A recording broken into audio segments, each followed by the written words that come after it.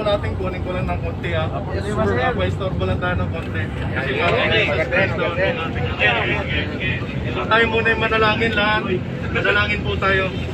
Panginoon Diyos, makapangyarihan sa lahat. Ngayon po sa araw na to, kami po ay nagpapasalamat, Panginoon, dahil ligtas po kami nakarating sa kampo, Panginoon. Panginoon, ngayon po, pag-ingatan niyo po kami papunta sa aming destinasyon, sa aming duty, Panginoon. Wala pong anumang kaaway o gawa ng kasamaan, Panginoon, ang masalubong namin sa habang kami nagbiyahe, Panginoon. Maraming salamat po sa buhay na binigay niyo sa amin, Panginoon. Yan lang po ang aming dalangin sa matamis na pangalan ng aming tagapagligtas na si Jesucristo. Amen. Amen. So ito, siyempre nasa pandemic tayo ngayon, di ba? Marami tayong problema. Hindi lang pandemic, ang dami na nangyayari sa atin sa mundo natin ngayon.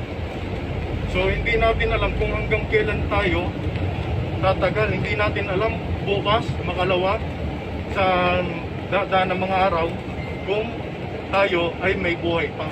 Kasi ang kinabukasan hindi yan hindi yan pinangangako kumbaga hindi natin sigurado kung ano tayo bukas, kung ano mangyayari sa atin bukas.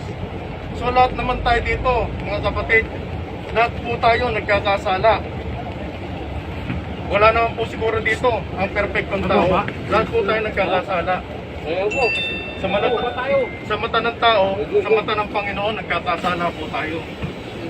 So ang dito, kailangan i-admit natin na sinner tayo.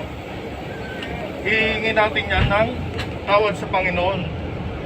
So sabi nga dito sa Romans chapter 3 verse 23, sapagkat ang lahat ay nagkasala at walang sino mang nakaaabot sa kaluwalhatian ng Diyos. Malinaw na malinaw sinasabi dito sa Romans chapter 3 verse 23. So ano ang kasagutan para maligtas tayo sa ating kasalanan? Dito sa Romans chapter 5 verses 8, ngunit pinatunayan ng Diyos ang kanyang pag-ibig sa atin nang namatay si Jesucristo para sa atin nung tayo ay makasalanan pa. So si Jesus, imbis na tayo ang mamatay, tayo ang sumingil ng ating kasalanan, ibinaba ng Diyos si Jesucristo para suko sa atin, para siya mamatay para sa ating mga kasalanan.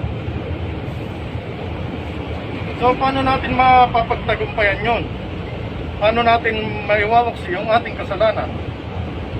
Sabi dito sa Romans chapter 5 verse 8.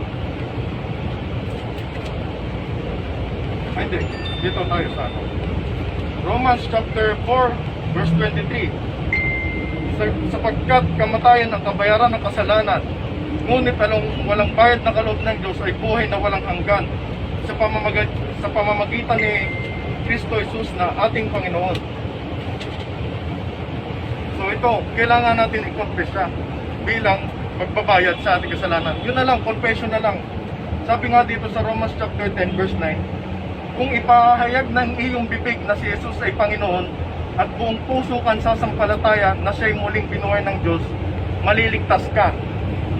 So lahat tayo maliligtas basta i-confess natin yung bigat ng damdamin natin, yung mga kasalanan natin na nagagawa. I-confess natin sa Kanya, tanggapin natin siya ng buong puso. So ito, lahat tayo haharap sa pag-uukom sa darating na panahon. May pangalawang buhay at may pangalawang kamatayan. Ano ang pangalawang buhay?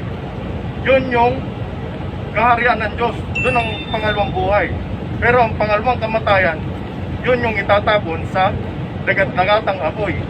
Sino ang itatapon sa dagat-dagatang apoy?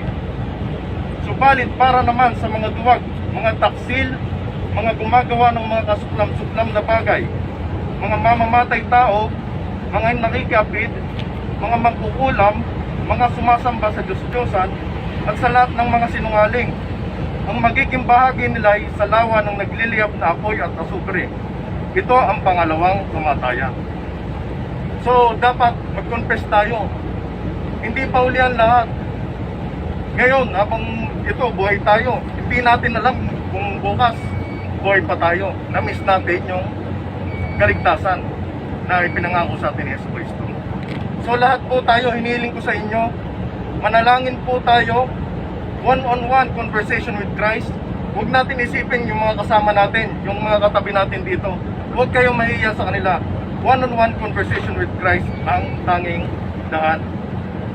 Ha? So, ito, manalangin po tayo. Sundan niyo po ako. Panginoon Diyos, Diyos, ako po ay nagpapasalamat ako po ay nagpapasalamat sa buhay na ibinigay niyo sa amin sa araw na ito. sa buhay na binigay niyo sa amin sa araw na ito. Inaamin ko po Naamin ko po na ako ay makasalanan. na ako ay makasalanan.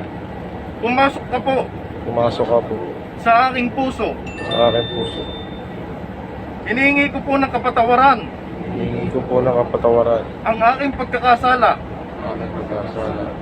Tinatanggap kita, Panginoong Hesukristo, Tanggap kita, Panginoon Jesus, bilang aking tagapagligtas, bilang aking tagapagligtas, nag-iisang tagapagligtas ng buhay ko.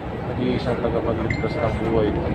Isulat niyo po ang aking pangalan Sulat niyo po ang aking pangalan sa aklat ng buhay. sa aklat ng buhay.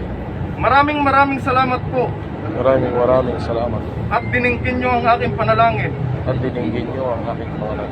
Yan lang po ang aking panalangin Yan lang po ang aking panalangin sa pangalan ng aking tagapagligtas sa pangalan ng aking tagapagligtas, na si Hesukristo. si Jesus Cristo. Ang lahat ay magsabi ng amen. Amen. Palakpakan tayo para kay Jesus Christ. Maraming salamat. Ngayon yung pangalan nyo nakasulat nasa aklat ng buhay. Yun yung mataimtim na nanalangin na siya ay maligtas at naniwala kay Jesus Kristo. Yun lang po, maraming salamat po sa ating lahat mga kapatid.